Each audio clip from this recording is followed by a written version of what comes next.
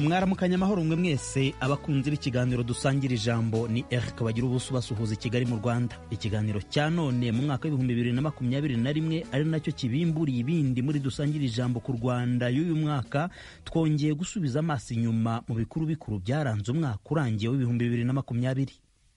Ni umwaka utaragenze neza ku batari bake kubera ingaruka z'icyorezo COVID-19 cyadutse mu mpera z'ibihumbi 2019 i Wuhan mu gihugu cy'Ubushinwa n'amagingo aya. Dusangira ijambo ya none yarebye uko mu Rwanda byari byifashe mu rwego rw'imibereho myiza y'abaturage, mu rwego rw'ubukungu ndetse no mu rwego rw'umutekano. Duhereye ku rwego rw'imibereho myiza y'abaturage, kuva mu ntangiriro z'ibihumbi 2020 icyorezo COVID-19 cyarabiciye biracika, maze igihugu gifata igihe cyo muri gahunda ya guma mu rugo. Dutegura dusangira ijambo, hari hamaze gupfa abasaga 100 bazira icyorezo COVID-19.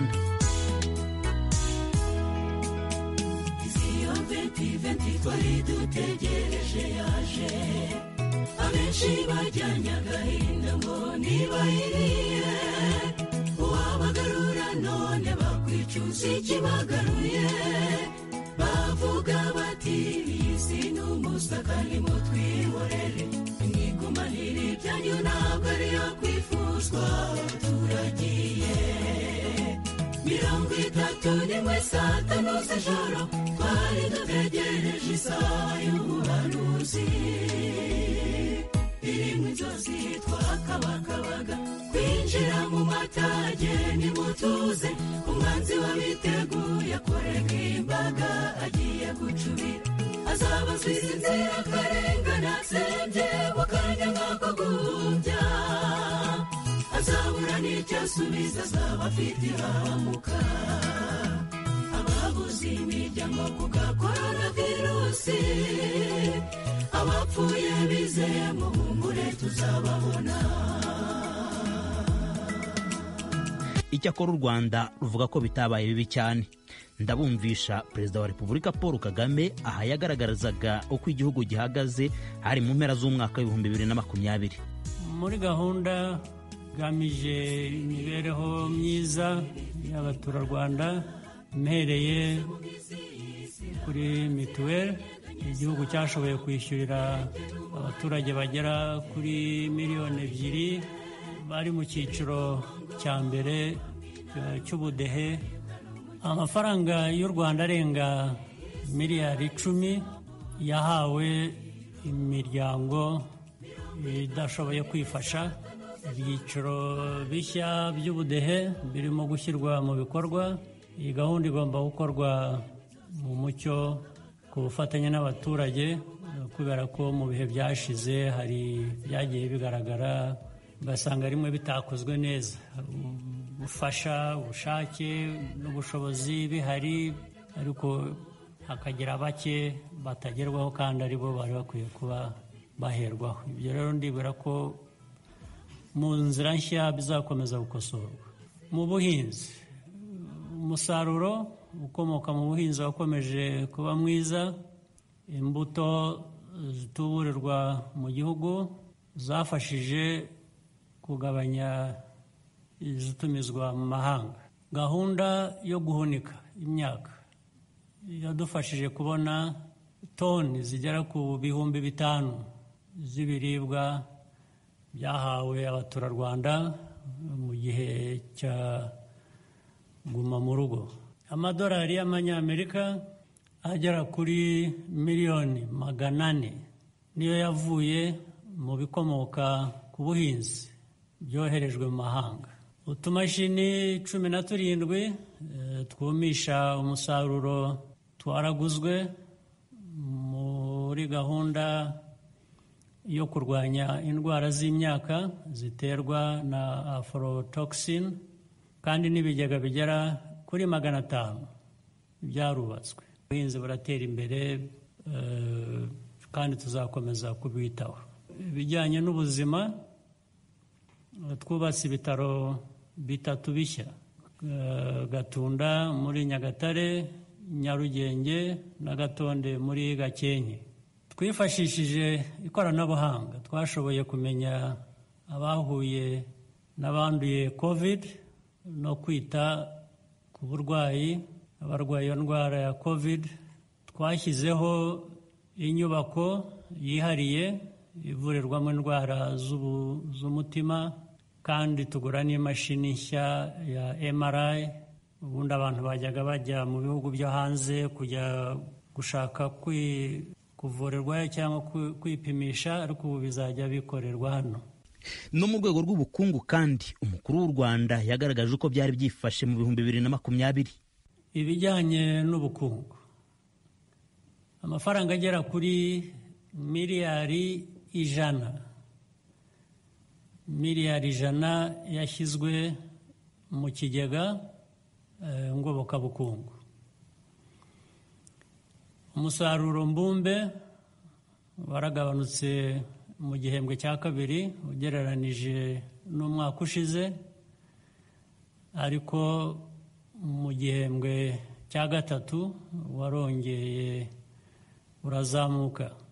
Bikaba byerekana ko ubukungu bugenda buzahuka uko tugenda duhangana n'iki kibazo nanone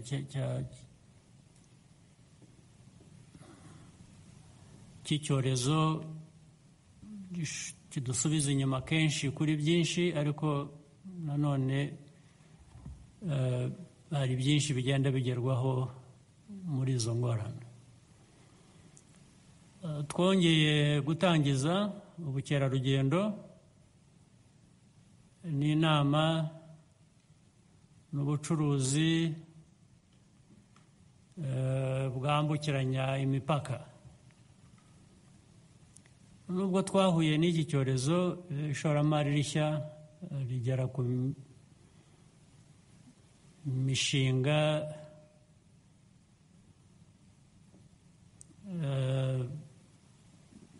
ijana na 72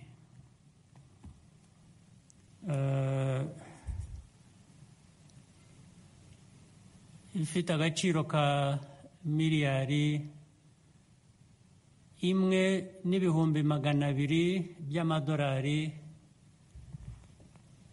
Ibyo byaragaragaye, iyo mishinga yaranditswe, turayifite 172 ingana na miliyari 1,200,000.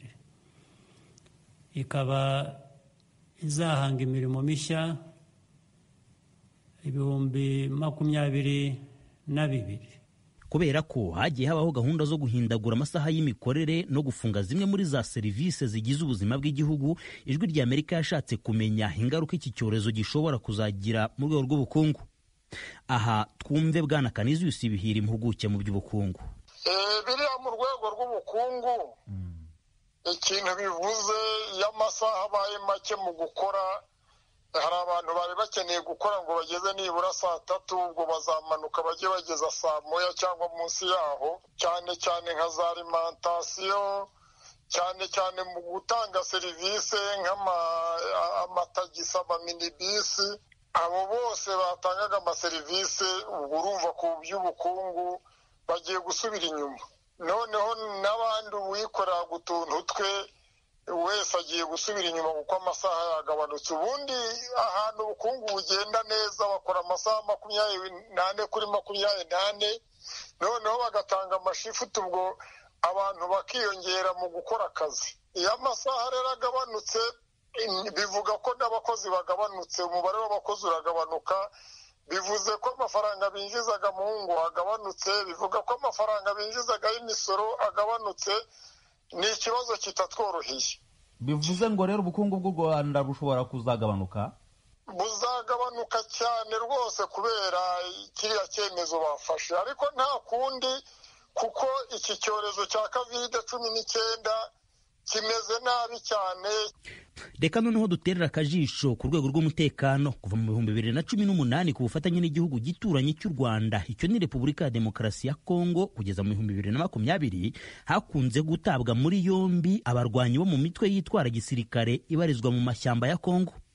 Nko mu kwezi kwa karindwi 2020, urwego rw'ubugenzacyaha mu Rwanda RIB rweretse itangazamakuru abarwanyi 57 bafashwe mu bihe bitandukanye. Abo barimo abasirikare bakuru ku ipeti rya generali, koloneli n'ayandi. uyu ni umwe muri bo. nitwa Koloneli Iyamuremye Emmanuel, ku rugamba bakanyita Koloneli Engambe ya Musimba, nabarizwaga mu mutwe wa CNLD. CNLD ubundi ni ishyaka rimwe mu mashyaka agize impuzamashyaka yitwa MRCD. FLN ikaba ari umutwe wa gisirikari w'iyo mpuzamashyaka ya MRCD. Kuva ibitero byatangira kugabwa muri Kongo, mu by'ukuri usanga kugeza kuri uyu munsi wa none, usibye abantu twafunzwe amaso tukaba twarahumwe dutwarwa mu kigare, ariko kugeza uyu munsi wa none nta cyerekezo na kimwe imitwe isigaye muri Kongo irwanya igihugu cy'u Rwanda ishobora kuzageraho. Abashaka guhungabanya umutekano w'u Rwanda, Perezida Paul Kagame abereye ku isonga se yababwiye iki? Aha hari mu kwezi kwa 9 umwaka ushize, aho yari ayoboye inama y'ishyaka FPR Inkotanyi riri ku butegetsi abereye ku isonga. Ubundi n'ibyo ngibyo ntabwo ari byo, kuko no kubirota ubundi biragoye. Burya hari byinshi birota abantu barota kubera ko binashoboka, ariko ibi byo kandi mpora mbabwira buri munsi, bibaye imyaka 20 n'ingari. Iyo umuntu akubwira ukanabona ariko ugakomeza wanga kubona igikwiye kuboneka, ni ubutumwa mbaha aho bari hose, ko ubundi bashatse gushyira mu gaciro bacisha makeya, iby'uko bibwira ko intambara zose zitsindwa. Ntabwo ari byo. Abazitsinze cya gihe ubu nibwo bazitsinda kurusha. Mu mwaka wa 2020 kandi nabwo hakomeje kumvikana ibikorwa by'ababurirwa irengero kuri bamwe hirya no hino mu gihugu. Bamwe ngo babura kubw'ibikorwa bya politiki itari mu murongo wifuzwa n'ubutegetsi buriho. Urugero rwa hafi, mu kwezi kwa 6 Bwana Vena Abayisenga wari umuyoboke w'ishyaka Darufa Umurinzi yaburiwe irengero na n'ubu. Kuri Madame Victoire Ingabire ukuriye iryo shyaka ritavuga rumwe n'ubutegetsi buriho mu Rwanda, ritaremererwa no gukorera mu Rwanda, agasanga hari bitarumvikana. Ubu icyo tumaze kubona nuko kuva mu kwa 10 kwa 2018 buri mezi ane hitwa umuntu cyangwa hakabura umuntu, hakaburirwa irengero umuntu wo mu ishyaka ryanjye. Icyo rero umuntu yakwibaza, iyo umuturage nk'inka ye yatemwe cyangwa ihene cyangwa imyaka ye yibwe, inzego z'umutekano nta nubwo burara cyangwa ngo hashire iminsi 2 uwo muntu atarafatwa. Bishoboka bite ko ibindi bibazo birebana n'umutekano bibonerwa igisubizo, ariko byagera ku barwanashyaka bo mu ishyaka ryanjye ntihaboneke igisubizo? Kuko urumva nkubwiye kuva mu mwaka wa 2018, ariko nigiye imbere nakwibutsa ko nabwo mu myaka 2 muri 2016 twabuze Irimine, hanyuma Jean Damascene aricwa. Ubu hamaze kuburirwa irengero Boniface, hishwa Serime, haburiwe irengero Eugene, hishwe Siridiyo. Ejo bundi hari umwana wo ku Gisenyi Alphonse warusimbutse kuri 25 z'ukwa 4, none kuri 11 batera kwa Ntirutwa ararusimbuka hadashize ibyumweru 2. Vena tukaba turamubuze, ibyo nta kurutagera impungenge. Ariko se koko nk'uko bamwe babivuga, u Rwanda rutekanye nk'uko binagaragazwa n'amahanga, haba hari ababurirwa irengero ku mpamvu za politiki? Koloneli Jean Ruhunga ukuriye urwego rw'ubugenzacyaha RIB hari mu kwezi kwa 11 ari mu kiganiro n'abanyamakuru, yavuze ko kuburirwa irengero nta kidasanzwe. Arasobanura. Iyo tubonye ikirego turashakisha, abenshi baraboneka mu by'ukuri, bakeya nibo usanga amaze umwaka atarabonerwe irengero, ariko abenshi baraboneka. Imiryango ikagaruka tubwite wa muntu twari twaje gushakisha twamubona. Ntabwo ikibazo ari icya opozisiyo, ikibazo ni icy'umuntu ugenda atavuze, akagenda afite impamvu ze, akaboneka cyangwa ntaboneke. Ibyo ni ibintu bisanzwe muri sosiyete izo ari zo zose. Kubizanaho politike rero, twebwe mu rwego rw'ubugenzacyaha ntabwo tujya kumenya ngo uyu nguyu yabuze ari muri ishyaka cyangwa muri ibindi, kuko ntabwo ari zo nshingano zacu. Igihe tugezemo umuntu yirukanye ukuri kose yakumva, ukuvuza ukabumwanzi. Oya ntabwo bikwiye kwababeshya baturushijwe hejuru tugaceceka, ukuri kukajya kwihisha. Nyamara natwe tubiziho, yoberwa impamvu tudahuza. Ukuri ni kumwe sikomeye, kuba gifungura inyakiramajwi zanyu ni ukubibutsa gusa ko turi mu kiganiro dusangira ijambo ya mbere ku Rwanda muri uyu mwaka w'2021 ku Ijwi rya Amerika. Turarebera hamwe ibikuru bikuru byaranze umwaka ushize 2020 by'umwihariko mu rwego rw'imibereho myiza y'abaturage, mu rwego rw'ubukungu ndetse no mu rwego rw'umutekano. Kuri mikoro muracyumva Eric Kabagirubusa, Kigali mu Rwanda. Tugarutse ku rwego rw'imibereho myiza mu byaranze 2020, ingingo yo kwimura abaturage ku bikorwa by'inyungu rusange yavugishije abatari bake mu bice bitandukanye by'igihugu, ariko cyane mu mujyi wa Kigali. Ahavuzwe cyane kuruta ni Nyarutarama muri Gasabo, mu midugudu ya Kangondo na Kibiraro, hazwi ku kabyiniriro ka Banyahe. Kubera ikibazo cy'ubwumvikane buke, aha hari imiryango isaga 1000 igomba kwimurirwa mu Busanza igahabwa amazu ariko yishaka amafaranga. Mu biganiro baherukamo n'abategetsi, abaturage bagaragaje ko amategeko agomba kubaha uko bikwiye. Turibaza ati aka karengane dufite, nyakubahwa wacu perezida w'igihugu twakoze iki kugira ngo ataza kuriteringa turenganure duhabwe ibyacu? Icyo dusaba, nimba bashaka ko dukora imyigaragambyo nk'uko bari kwidushinza, tuzayikora kuko ntibazarya ibyacu ngo dutuze. Bazatwica, abasigara bazahabwa ibyabo, ariko ntibumve ngaho turabaha amahoro paka ikibazo cyacu gikemutse. Nibaduha ingurane. Mwese mwarabyaye, muzi uburyohe bw'urugo, muzi n'ibibera mu buriri. Ibyo umugore atabyubahirije arasenya. Ni gute umugore n'umugabo azubaka urugo abana babateze amatwi cyangwa babareba? Kandi inteko ishinga amategeko ni intumwa za rubanda, nitwe bajya kurebera. Nibicare hasi ayo mategeko bayashyire mu bikorwa. Ushaka inzu nibayimuhe kuko ayishimiye, ushaka ingurane ikwiye nawe nibayimuhe kuko nawe yishimiye. Turi Abanyarwanda, duture twishimye dutekanye. Nabazaga niba indishyi ikwiye ku mutungo w'umuntu ari agahato. Amategeko mutora twe turayakunda, ariko twasanze mutayakunda. Impamvu mutayakunda ntimuyubahirize. Umuvuga ko umuntu umutungo we ntavogerwa, ariko twe turebye dusanga iwacu ari abawuvogereye kuko tumeze nk'abatawugiraho uburenganzira. Iwacu mvuka nabonaga abahungu baryama ukwabo, abakobwa ukwabo, abahungu bagatinya no kugera mu cyumba cy'abakobwa. None sinzi ukuntu nzajya kuryama hariya ngewe na Munyaneza Fideli, Sengiyumva na Wase bakaryama hariya. Ntabwo mbyumva ngewe rwose mwuko byaramwe. Ukavukira numbaza umwanzuro w'ibyo bibazo, nyamara kandi amategeko akurengera arahari, uko atubahirizwa bene yo nibo bene umujyi. Profeseri Shyaka Anastase utegeka Minisiteri y'Ubutegetsi bw'Igihugu agasanga ibibazo by'iterambere riboneye ry'igihugu bigomba gukemuka ku bwumvikane kandi mu biganiro bitagira uwo bipfukirana. Ibibazo biri aho dutuye mu miturire, nta nubwo twavuga ngo byose ni guverinoma leta izabikemura. Ntabwo leta se nini, leta nitwe nimwe, sibyo? Mu gufatanya gusa. Icyo nasubiramo abahamiriza n'abafuramo, nababwira ngo nimuhumure, ntabwo muri imfubyi, ufite igihugu kibakunda, leta ibakunda. Tuzagira ibibazo ariko ntabwo bizanyeganyeza uwo musingi dusangiye.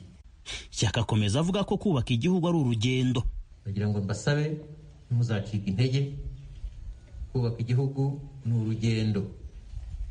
Nibi turimo ubu ni urugendo. Turi mu rugendo rwo kubaka umujyi, turi mu rugendo rwo kuvugurura uyu mujyi kuwugira mwiza, turi mu rugendo rwo gutera imbere nk'igihugu cyacu, turi mu rugendo rwo guhindura imibereho tugana ku mibereho myiza y'abatuye aha n'ahandi.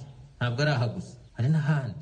Urugendo, uru rugendo rero muri Gasabo mufite akantu mwita ngo tujyanemo. Hano Kangondo karahari ka tujyanemo, birahari. Nimwumva se tujyanemo rero, komeze tujyanemo. Naje kubasaba ngo amagambo abiri. Cya mbere ni muhumure, humure, tuze. Igihugu cyanyu kirabakunda, perezida wa repubulika arabakunda, arabifuriza iterambere. Humure kandi rizaza. Cyangwa benshi muranarifite, murakuzaho imitwe y'intoki ndababona mwararishyikiriye. Benshi murarifite, murikomeze. Aho hari ingorane tujyanemo, dufatanye no gusubira inyuma. Kugeza ubu ronka kwibutsa ko 2020 yarangiye hari abemeye kwimuka, abandi barabyanga ndetse hari n'abajyanye leta mu nkiko. Ubushakashatsi bwakozwe na Komisiyo y'Igihugu y'Uburenganzira bwa Muntu bwasanze abagomba kwimura abaturage ku bikorwa by'inyungu rusange bahonyora amategeko. Mu turere 15 mu gihugu twakoreyemo ubushakashatsi ku baturage basaga 300,000 komisiyo yasanze 47% barimuwe bahawe indishyi idakwiriye. 16% bishyuwe imburagihe, mu gihe 29% bo babariwe imitungo yabo ntibishyurwe, naho 54% bo barishyuwe. Madame Marie Claire Mukasine utegeka komisiyo y'uburenganzira bwa muntu agasaba abo bireba kwiminjiramo agafu. Komisiyo rero isanga kutubahiriza uburenganzira bwo guhabwa indishyi ikwiye mu gihe gikwiye bigira ingaruka ku mibereho myiza y'abaturage, kuko baba barakuwe mu mitungo yabo cyangwa bayirimo ariko batemerewe kugira ibikorwa by'igihe kirekire bakora, bigatuma hari ababura ubushobozi bwo kwishyura ibyangombwa birimo uburezi, ubuvuzi, ifunguro n'ibindi. Komisiyo rero isanga abimura abaturage ku bw'inyungu rusange bagomba rwose kubahiriza amategeko abigenga no kwishyura ibirarane by'indishyi ikwiye babereyemo abaturage bimuwe ariko ntibahabwe indishyi. Ntabwo inzego zishinzwe kwishyura abaturage zikwiye gukora ibinyuranye n'itegeko. Biri mu itegeko nshinga. Itegeko nshinga niryo rihasa ayandi mategeko. Twebwe nk'abashinzwe kwibutsa no gukurikirana iyubahirizwa ry'uburenganzira bwa muntu nibyo tuvuga ko bidakwiye. Mu rwego rw'ubukungu kandi, itegeko ry'umusoro ku mutungo utimukanwa ryatowe 2019, umwaka w'2020 usize ririza ayo kwarika abatari bake. Ryaba riteye rite rero? Aha ndasaba mugenzi wanjye Hasumuta Kaboyi dukorana hano ku Ijwi ry'Amerika ari bibutse n'icyo rubanda n'inzego zinyuranye barivuzeho. Umusoro abaturage basabwa kuba bishyuye n'ubu butaka batuyemo ndetse n'amazu bwubatsemo ku bafite inzu irenze imwe, hari n'uruzatangwa mu kwezi kwa mbere w'inyungu z'ubukote ku bafite amazu akodeshwa. Ni kenshi abaturage bakunze kugaragaza ko bitaboroheye kubona uyu musoro, ariko ubu bwo benshi baribaza uko uyu mwaka bazawubona mu gihe ibiciro byazamuwe. Uyu musoro wavuye ku mafaranga ari hagati ya 0 na 80 bitewe n'icyo ubutaka bukoreshwa, ugezwa kuri 0 n'amafaranga 300 kuri metero kare. Uko kongera umusoro ni ikintu abaturage bakomeje kuvuga ko kije kubahuhura mu gihe n'ubundi ubukungu bwabo bwifashe nabi. Ahubwo ni ibintu by'ubutaka imisoro wose mwihangane munayivane, se ubutaka bwo muzabusorera ubusorere ari ubwawe ngusorere karagara kirazira, n'igihugu tuzagihunga tuzimuka. Nubwo kenshi abaturage basobanura iby'uyu musoro, usanga hari abahisemo kuwihorera, ariko byatinda ingaruka zikabageraho. Abantu bamwe bavuganye n'Ijwi ry'Amerika bo mu murenge wa Rweru mu karere ka Bugesera. Nk'iyo wagize akabazo bibaye ngombwa ko afata nko ku butaka afite agira ngo agurisheho agira ikibazo akemura, asanga arimo imisoro irenze ubushobozi ya parisera agiye kugurisha, agahitamo kubireka. Barasora ariko usanga batabyumva, kuko aravuga ati se ndasorera ubutaka ntacyo bunyinjiriza, ndabusorera, ugasanga amafaranga yo gusora ntabwo ari kuboneka kubera ubutaka ntacyo burimo kumwinjira. Niba nta gihindutse ubwo bazakurikiza itegeko rya leta bwisubize. Iki kibazo ntikigaragazwa n'abaturage gusa, kuko n'abajijutse berekana ko uyu musoro wakwa ku butaka no ku mazu abwubatseho ubangamiye cyane abaturage, cyane cyane abafite amikoro make. Madame Ingabire Marie Makire ni umuyobozi wa Transparency ishami ry'u Rwanda, yabibwiye Ijwi ry'Amerika. Abaturage bose barasa n'abahungabanye kubera iyi misoro. Uwo muvuganye wese ariko arakubwira ati ntabwo tuzi uko ibintu tuza kubisohokamo. None se iyi misoro bazayishoboza iki? Ukweho ko no kuri twebwe twese iraremereye, ariko nibura irakakuremerera ufite naho uyakura. Ubwo rero ngewe ndabona ibi bintu biteye impungenge, leta ikwiye kubitekerezaho. Niba tuvuga umuturage ku isonga, ntabwo noneho dukwiye kumusonga.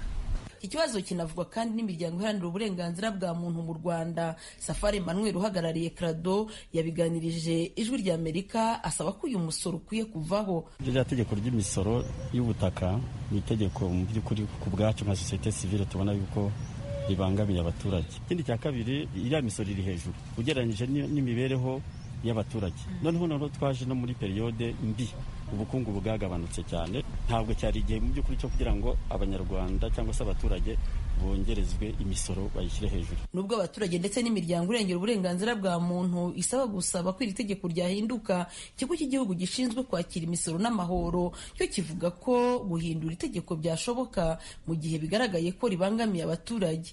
Mu bisobanuro, Ernest Karasira, komiseri w'imisoro yeguriwe inzego z'ibanze mu kigo cy'igihugu gishinzwe imisoro n'amahoro Rwanda Revenue Authority, agaragaza ko guhindura iri tegeko bitari hafi. itegeko iyo babonye mu by'ukuri hari aho ribangamye cyangwa se aho rigomba kunozwa neza, murabizi amategeko arahinduka cyane, n'itegeko nshinga twarahinduye, itegeko ry'umusoro rero ntabwo byabura kudahinduka. Mbona bikiri kare biramutse bigaragaye yuko harimo ikibazo, ko abantu bakwicara bakabitekereza bakareba uburyo byakemuka. Itegeko rishya rigena ko metero karimwe y'ubutaka izajya isoreshwa hagati y'amafaranga 0 kugeza kuri 300 bivuye kuri 0 kugeza kuri 80. Inama njyanama y'uturere nizo zigena amafaranga ubutaka runaka busora, kandi abo bayobozi akaba aribo bagaragaza ko mu gihe umuturage byagaragara ko atabushobora kwishyura ashobora gusonerwa. Mu gihe kandi umuntu yanze kwishyura burundu kandi yari afite ubushobozi, hifashishwa amategeko asanzwe ashobora no kugeza ko ibintu bye byatezwa cyamunara.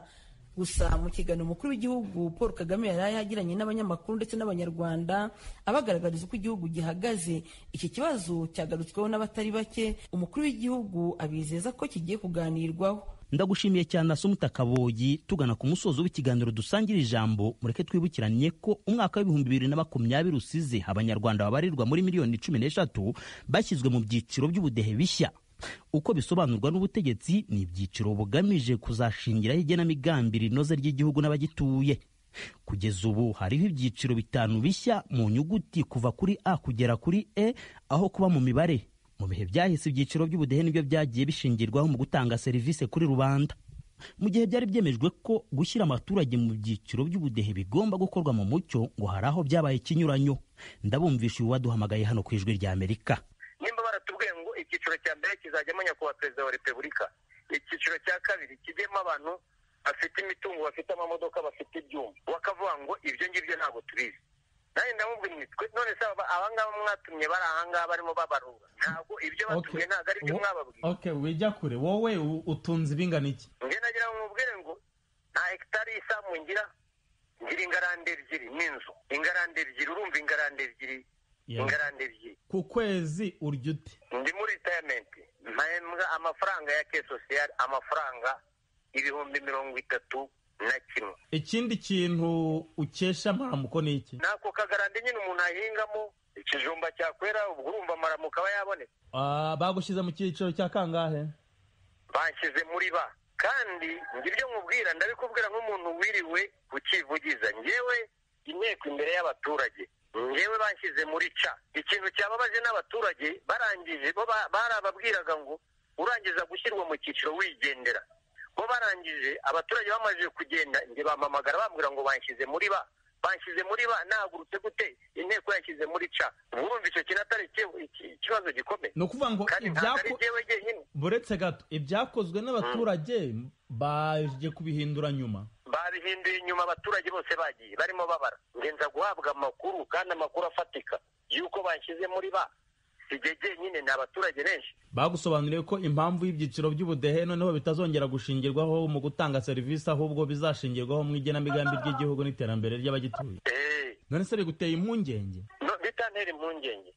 Kiriya cyiciro cyaba ibyo rero byose urasobanukiwe, muri abavugizi bacu. Nawe ntagiye kujya muri detail ya kiriya cyiciro, nta kuntu ushobora kumbwira uburyo umuntu afite ubutunzi. Nge ntanakurikiye n'ubwa 20 ngo ushyire hamwe nawe, ndumva nawe ubyumva. Kandi ntabwo ari jye jyenyine, ni abaturage benshi ejo bariramasi cyane, kuko ibyakozwe na feri sosiyale ntabwo byanyiza abaturage. Kugira ngo abantu, inteko y'abaturage ishyire abantu mu byiciro, nibarangiza bo bagende babikuremo. Nk'umuvugizi wa rubanda nagutembereza muri abo bantu bose bagiye bashyira muri ba, nawe ukareba koko nimba icyo kintu gikwiriye, ukareba nimba gikwiriye. Inshuti bakunzi, mwabanye natwe kuri radiyo Ijwi ry'Amerika mu kiganiro dusangira ijambo, aho twasubizaga amaso inyuma mu bikuru byaranze umwaka wa 2020 mu rwego rw'imibereho myiza y'abaturage, ubukungu n'umutekano. Ndabashimiye mwese. Mbifurije imigisha myinshi muri uyu mwaka mushya wa 2021 mutangiye. Mbifurije kandi kurama, guhaha no kuronka. Mwarana bagira ubusa naho utaha.